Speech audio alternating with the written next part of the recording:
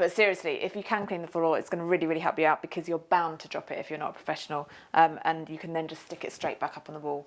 So the biggest tip that I've been given, apparently the biggest thing that novices usually get wrong with plastering, is spending too much time trying to smooth it out at an early stage, whereas you're better off just getting it on the wall.